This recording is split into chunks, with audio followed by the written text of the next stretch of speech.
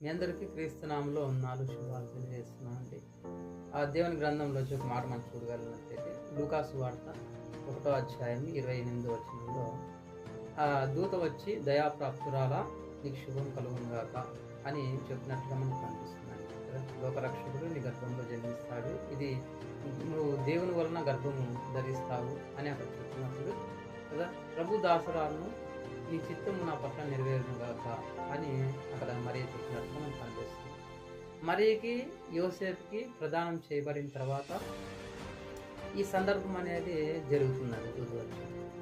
అయితే మరియా ఏమనుకుంటుంది, నా భర్త నేను గర్భం ధరిస్తే ఎవరి వలన ఏమో గర్భం ధరించిందో అని నా భర్త నన్ను విడిచిపెట్టేస్తాడు కదా అని మరియకి తెలుసు నా భర్త నన్ను విడిచిపెట్టేస్తాడు, ఈమె ఎవరితో పోయి గర్భం తెచ్చుకుంది అని మరియకి తెలుసు. అయినా కూడా నా భర్త నన్ను విడిచిపెట్టిపోయినా పర్వాలేదు, నా జీవితము కోల్పోయినా పర్వాలేదు, నా జీవితం ఏమైనా పర్వాలేదు, కానీ ప్రభు యొక్క సంకల్పము, ప్రభు యొక్క చిత్తము నా జీవితంలో నెరవేరితే చాలు, అదే నాకు సంతోషం అనుకున్నారు కదా.